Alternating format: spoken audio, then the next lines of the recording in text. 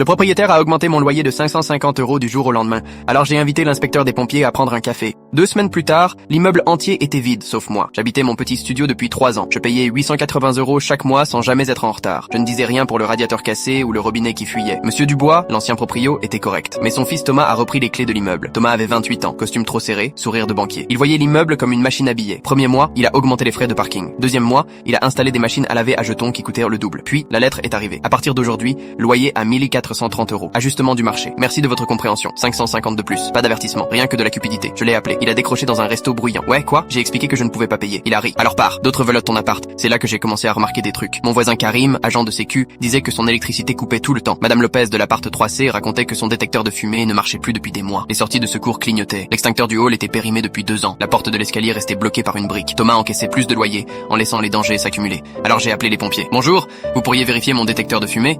Mardi matin, inspecteur Rodriguez est venu avec son carnet. Sérieux, concentré. Je lui ai offert un café, en lâchant comme si de rien n'était. Les voisins ont aussi quelques petites inquiétudes. Il a commencé à faire le tour. 20 minutes sont devenues 1 heure. Il écrivait sans arrêt. Madame, je vais devoir inspecter tout l'immeuble. Trop de problèmes immédiats. Oh, vraiment? Le vendredi, ils sont revenus à 3. 4 heures d'inspection. Résultat, sortie bloquée, lumière de secours morte, extincteur périmé, détecteur HS, câbles électriques dangereux, appartement divisé en cachettes. Lundi, un grand papier rouge a été collé à l'entrée. 17 infractions. 30 jours pour tout corriger ou fermeture. Thomas m'a appelé furieux. Cinglé, tu sais ce que ça va me coûter? Peut-être 550 par appart et par mois, ai-je dit tranquillement. Le mercredi, il toquait aux portes, suppliant les locataires de signer que tout allait bien. Personne n'a signé. Le vendredi, il implorait qu'on reste. Semaine 2, les ouvriers sont arrivés. Marteau, perceuse, poussière. La moitié des locataires ont déménagé. Madame Lopez est partie chez sa fille. Karim a trouvé moins cher ailleurs. Les étudiants de 2B sont retournés au campus. Un par un, les appartes se vidaient. Jour 28, tout était réparé. Coût total pour Thomas, 81 000 €. J'étais la seule à être restée. Jour 30, il a frappé à ma porte. Cerne, air épuisé. Bon, je baisse ton loyer à 870 si tu signes 2 ans. J'ai besoin d'un locataire fiable. J'ai souri. En fait, j'ai parlé à ton père hier. Il reprend la gestion. Il n'a pas aimé ton style ni l'histoire de l'inspection. Le visage de Thomas est devenu livide. Qu'est-ce que tu lui as dit? Juste que je voulais continuer à vivre tranquillement au loyer d'avant. Monsieur Dubois a accepté. Les anciens locataires fidèles méritent de la stabilité.